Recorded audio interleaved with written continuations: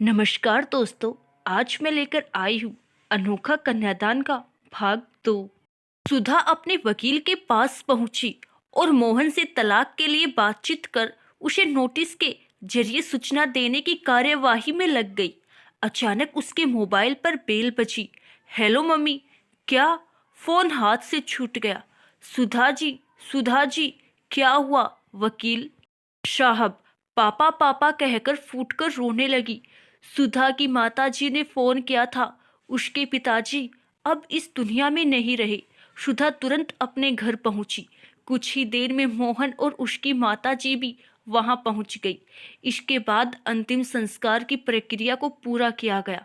अभी 15 दिन ही बीते थे कि सुधा के भैया भाभी ने सुधा से कहा, सुधा, पापा तो रहे नहीं, तो हम सोच रहे हैं माँ को किसी वृद्ध आश्रम। क्या? ये आप दोनों कैसी बातें कर रहे हैं? भैया, वो माँ है आपकी जन्म देने वाली, और पापा के जाते ही आप दोनों। छी, कितनी घटिया सोच है आपकी। और हाँ, मत भूलो, पापा की संपत्ति में उनकी पत्नी यानी माँ का बराबर का हक है। क्या हक? संपत्ति वो तो कब की हमारे नाम पर हो गई थी। खुद माँ ने पापा से साइन करवा कर दिए थे। खैर, तुम चाहो कोर्ट जाओ या जहन्नुम में, मगर अब ये घर हमारा है और कुछ दिन तक रह सकती हो, मगर जल्द ही अपना इंतजाम कर लेना, समझी? माँ की चमची, कहकर दोनों दूसरे कमरे में चले गए। अब सुधा को समझ नहीं आ रहा था वो क्या करे। पापा रहे नहीं, माँ को ऐसे कहाँ अकेले छोड़े। ऊपर से उसने मोहन से तलाक की कार्यवाही। Oh no! तभी उसने वकील को फोन किया। हेलो जी, मतलब आपने नोटिस? उफ, ये मैंने क्या किया? अब माँ को लेकर कहाँ जाऊंगी? अचानक घर के बाहर गाड़ी आकर रुकी। सुधा ने देखा, ये तो मोहन की गाड़ी। मोहन गाड़ी से उतरा और माँ से आकर बोला, माँ, अब सभी क्रियाओं की समाप्ति हो गई है। आपकी इच्छाओं के लिए मैं चुप था, मगर अब आप मेरे साथ चलेंगी। बस जो जरूरी हो ले लीजिए। माँ अपने कुछ कपड़ों और पति के सामान को समेटने लगी। तब तक मोहन सुधा के पास आकर बोला, सुधा, ये लो तुम्हारे तलाक के पेपर्स।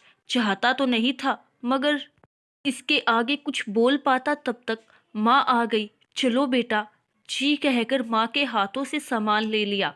वही सुधा सोच रही थी, जब तलाक के पेपर्स पर मोहन जी ने साइन कर दिए तो फिर ये हमें कहाँ लेकर जा रहे हैं और क्यों?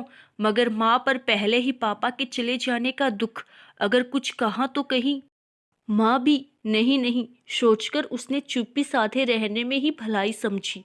मोहन ने घर के बाहर आकर गाड़ी रोकी। सुधा माँ को लिए जैसे ही घर में घुसने लगी तो मोहन ने रोका। सुधा, वहां नहीं जाना, माँ अपने घर में रहेगी। क्या? मगर हमारा घर तो ये है, वो तो किसी और का। सुधा, वो हमारा घर है और हमारी दोनों माँओं का भी, मगर ये घर केवल माँ का है। हाँ, जानती हो, शादी की पहली रात तुमने मुझसे वो 25 लाख। सुधा, मैं शुरू से ही दहेज विरोधी रहा हूँ, आज भी उस पर अड़िग हूँ, मगर शादी से 2 दिन पहले तुम्हारे पापा मेरे पास आए थे और उन्होंने उसी वक्त मुझे तुम्हारे भैया भाभी के बारे में, उनके लालचवश घर कारोबार हथियाने की चल रहे षड्यंत्रों के बारे में बताया।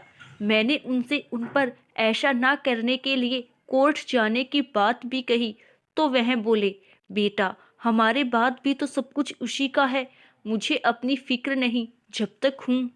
ये दोनों कुछ नहीं कर सकते। जानते हैं मैं सब कुछ वापस कैसे ले सकता हूँ, मगर मेरे बाद मेरी पत्नी वो सीधी है।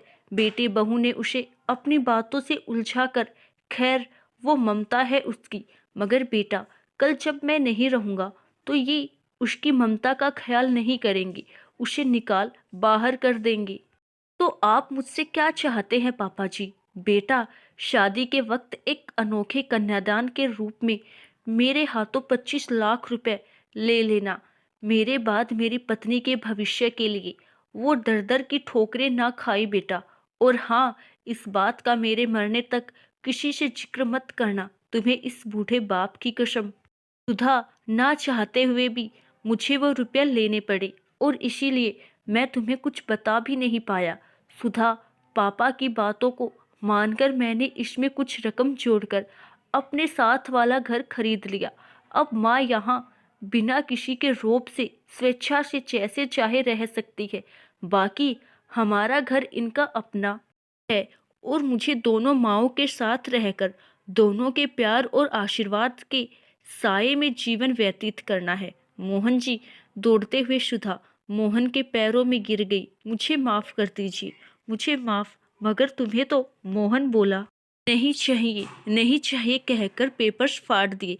सुधा, पत्नी की जगह कदमों में नहीं पति के दिल में होती है कहकर मोहन ने सुधा को सीने से लगा लिया। आशा करती हूँ दोस्तों आपको हमारी आज की कहानी जरूर पसंद आई होगी। धन्यवाद।